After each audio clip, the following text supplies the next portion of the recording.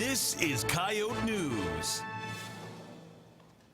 Tonight on Coyote Sports, the USD men's basketball team prepares for NDSU tomorrow night. Plus, a USD grad can call herself a Super Bowl champion, and the soccer team announces its most recent signings. I'm Kayla Dorhout. And I'm Levi Goots. The women's basketball team stays atop the Summit League standings, and in Cassidy's Corner, Cassidy gives us her take on the Super Bowl. First, the headlines. Crystal? North Carolina men's basketball coach Roy Williams suffered a vertigo attack, causing him to collapse during their game last night. The attack occurred with 14 minutes left in their second half of their game against Boston College. 65-year-old Williams says he jerked his head quickly after arguing a call with the referee, causing him to get dizzy. He says he is thankful to be alive and proud of his team's response. The University of Louisville has imposed a one-year postseason ban on their men's basketball program. The self-imposed ban comes during the NCAA's ongoing investigation into an alleged recruiting scandal.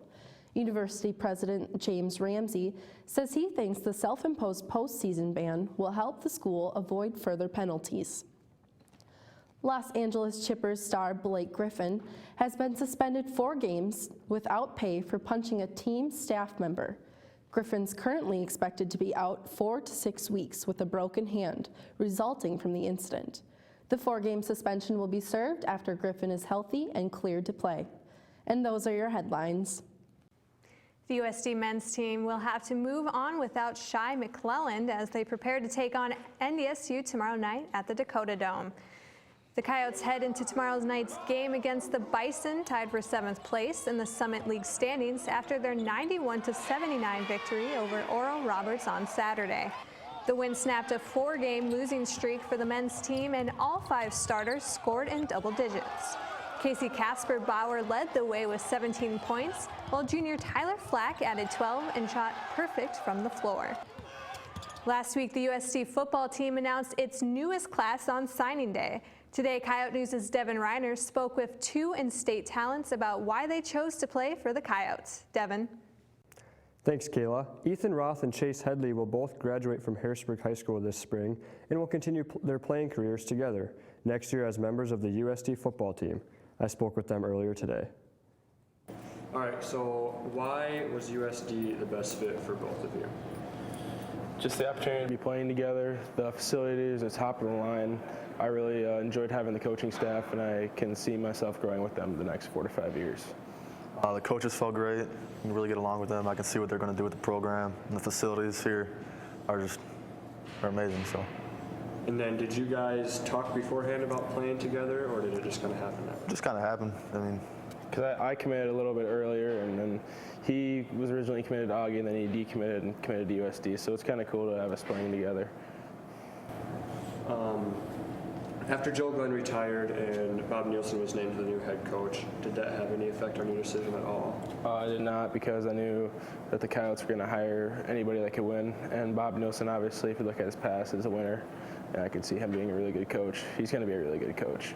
So, for you, is that?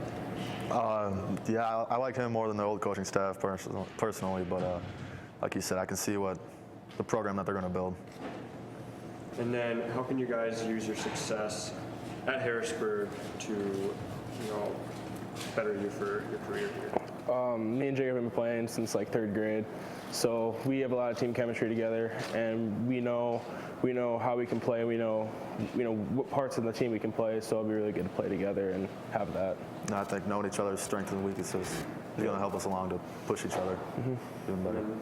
What are your expectations then for you guys your freshman year coming in? Just got to see how it goes. Going to try as hard as we can in fall camp, see where it leads us, and hopefully we can be playing as soon as we can. Exactly. If we play, we play. If we don't, we got more time to get better for next year. A USD graduate is able to call himself a Super Bowl champion after the Broncos' victory Sunday. Dustin Little, a former Coyote basketball player and PT school graduate, is a current athletic trainer for the Denver Broncos. Little told Coyote News that being in the Super Bowl didn't strike him until Lady Gaga started singing the national anthem, and that holding the Lombardi Trophy was an incredible experience. The USD women sit atop the Summit League standings all by themselves after Sunday's 70-55 victory over Nebraska Omaha. The Coyotes currently hold a half-game lead over rival SDSU for the lead, but the Jackrabbits have played one less game than the Coyotes. Nicole Seekamp and junior Abby Fogg lead USD with 15 points each. Fogg's 15 points were a career high for the junior center. Seekamp was also honored as the Summit League's Women's Athlete of the Month for the second consecutive month. The women will look to avenge their only conference loss of the year this Saturday against Oral Roberts. Sophomore Julia Gorman, junior Grayson Herding, and senior Chase Testa were named to the Summit League Athletes of the Week. Gorham was named Swimmer of the Week. Herding and Testa were named Divers of the Week. Gorham earned her first Summit League award after recording 3 top 4 finishes at the Minnesota Challenge last weekend. Herding collected her 5th Summit League award this season and her 25th of her career. Testa was named Diver of the Week for the 3rd time this season after recording the highest marks on both boards last week. USD head soccer coach Mandy Green announced the signing of 4 players to national letters of intent. They've also received commitments from 2 more. Of the 6 players, 2 each are from the states of South Dakota, Nebraska, and Colorado. Green says that the focus on this year's signing class was on their attack after losing several great players to graduation.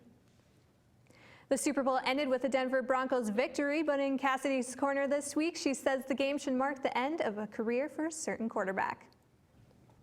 Super Bowl 50 was nothing but your average football game. Sure, there were some humorous commercials and a dance battle for the ages, but the game itself was far from spectacular.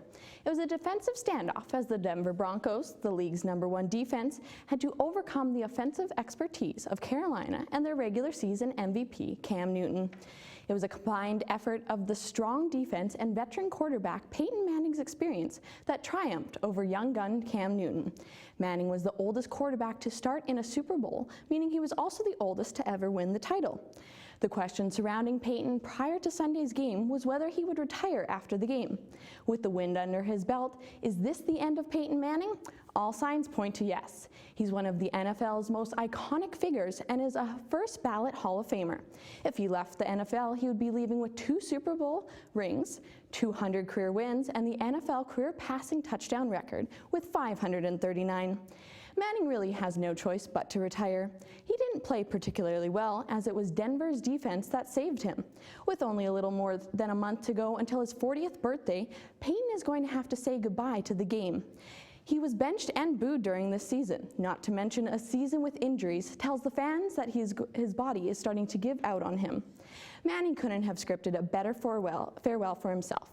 He's been asked over and over again, so it's only a matter of time before he makes an official announcement. And that's Cassidy's Corner.